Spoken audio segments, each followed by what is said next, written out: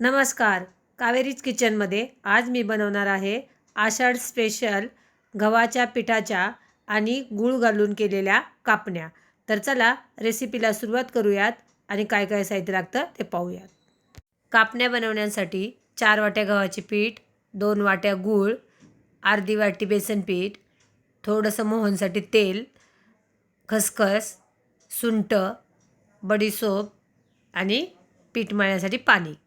सर्वप्रथम गूळ घेतला, त्यातमध्ये 1 ग्लास पाणी घेतलं, त्यातलं पाऊण ग्लास पाणी घातलं आणि गूळ विरघळेपर्यंत मिक्स करून घेतलं.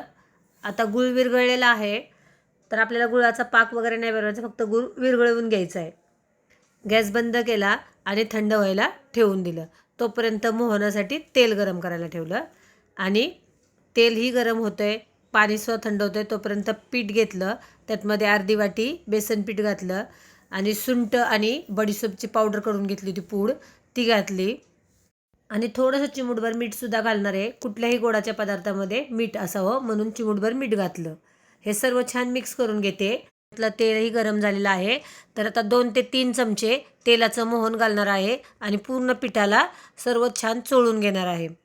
हे सर्व चोळून झाल्यावर जे गुळाचं पाणी करून ठेवलं होतं तेही थंड झालेलं आहे, तर मी ते थंड करून गाळून घेतलेलं आहे आणि आता ते पाणी थोडं थोडं घालून लागेल तसं पीठ मळून घेणार आहे.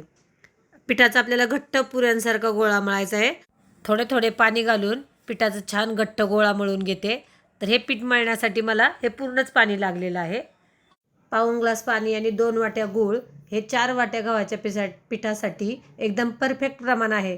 तर तुम्हीसुद्धा करणार असाल तर एवढंच प्रमाण घ्या, खूप छान पीठ मळून होईल. आणि हे बघा, पीठ छान मळून झालेलं आहे, घट्ट असा गोळाही तयार झालेला आहे. तर आता मी 10 मिनटासाठी झाकून ठेवते. 10 मिनटानंतर मी आता एक कढई घेतली आणि तेल गरम करायला ठेवून घेतलं. तर बघा, पीठ किती छान मस्त मऊ झालेलं आहे. तर आता त्यातला एक चपातीच्या आकाराचा गोळा बनवून घेते आणि त्याची छान मोठी पोळी बनवून तयार करून घेते. तर ती पोळी आपल्याला जास्त पातळही नाही पाहिजे आणि जास्त जाडही नाही पाहिजे.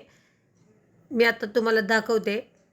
तर प्रथम लाटायला सुरुवात करते, थोडीशी लाटून घेते, त्यावरती खसखस घालते आणि खसखस घालून पुन्हा एकदा 2-3 वेळा लाटून पलटी करून दुसऱ्या बाजूनी खसखस घालून त्या बाजूनीसुद्धा लाटून घेते.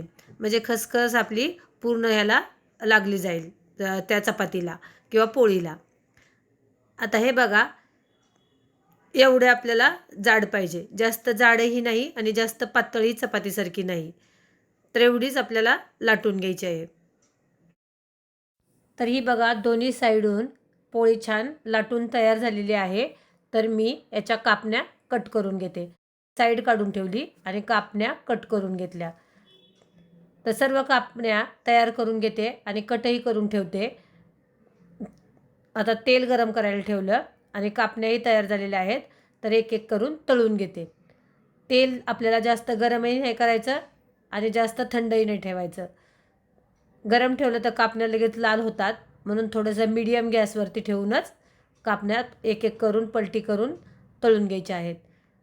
तर हे बघा, कापण्यांना छान रंगही आला आहे आणि छान फुगलेल्याही आहेत कापण्या. मी आता अशाच करून तळून घेते आणि छान खमंग खुसखुशीत झालेल्या आहेत आपल्या ह्या कापण्या. तर तुम्हाला कापण्याची रेसिपी जर आवडली असेल तर कावेरीज किचनला लाईक, शेअर आणि सबस्क्राईब करायला विसरू नका. रेसिपी पाहिल्याबद्दल धन्यवाद.